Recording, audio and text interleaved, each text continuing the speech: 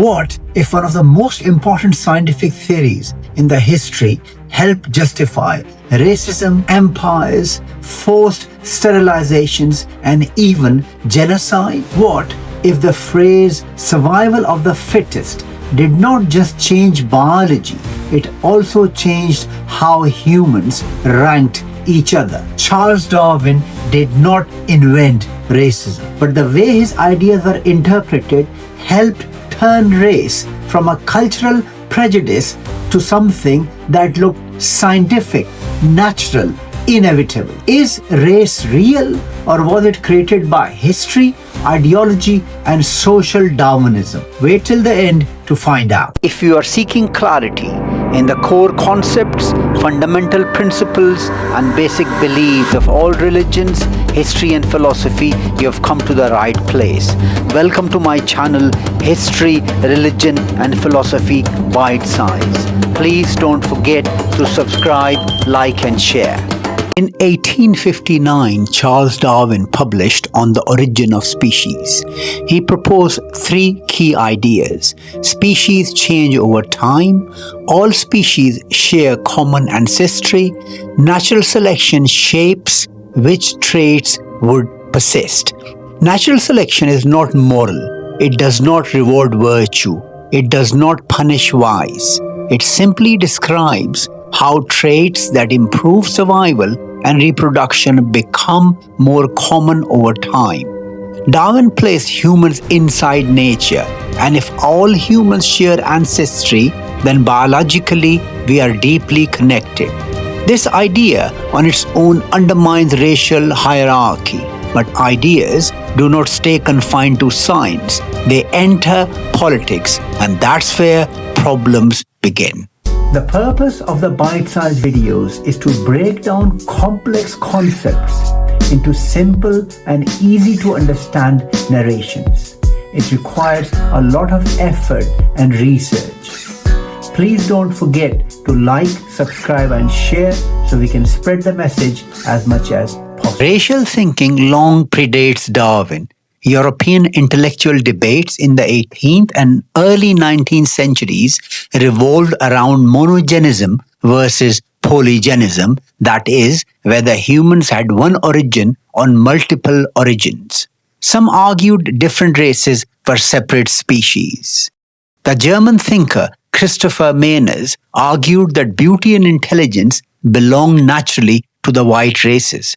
Even Thomas Jefferson, the third president of the United States, speculated that black people might be inferior in the endowments of body and mind. And the French naturalist Georges Cuvier compared Africans to apes in anatomical descriptions that today are shocking to read. European thinkers didn't just speculate, they tried to make these ideas scientific.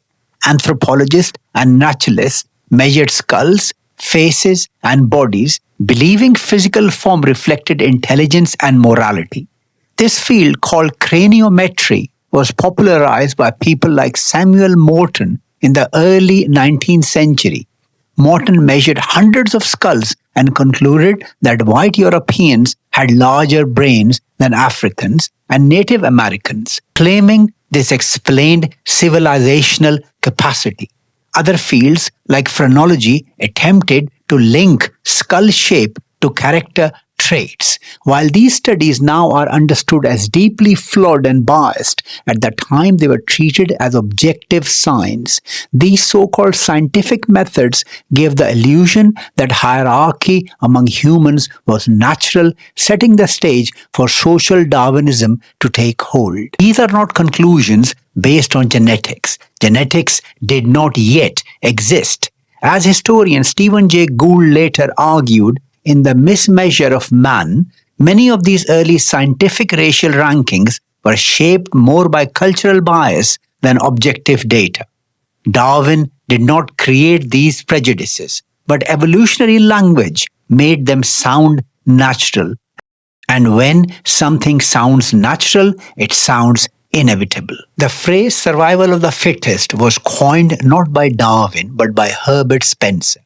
Spencer extended evolutionary language into economics and politics. He argued that competition strengthens societies just as it strengthens species. From that, a dangerous assumption emerged.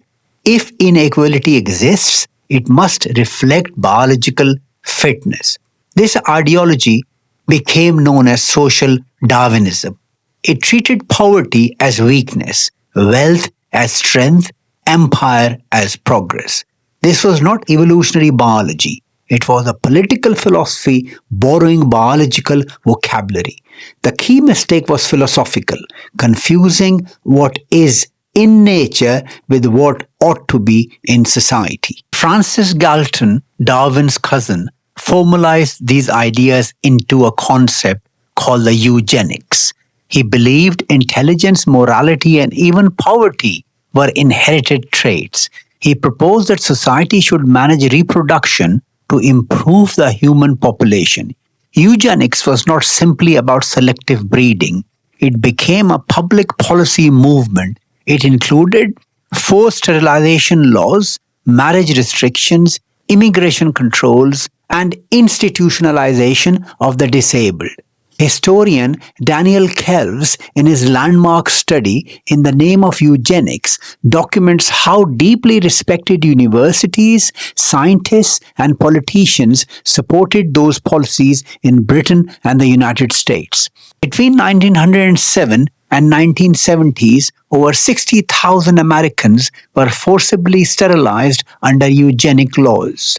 Support came from across the political spectrum. In Nazi Germany, eugenics became racial state policy, escalating into sterilization programs, euthanasia, and ultimately genocide. This was not Darwin's theory. It was ideology using evolutionary language to rank human worth. Race traditionally refers to grouping people based on visible physical traits, such as skin color, hair texture, and facial features. Historically, societies divided humans into broad racial categories like white, black, or Asian.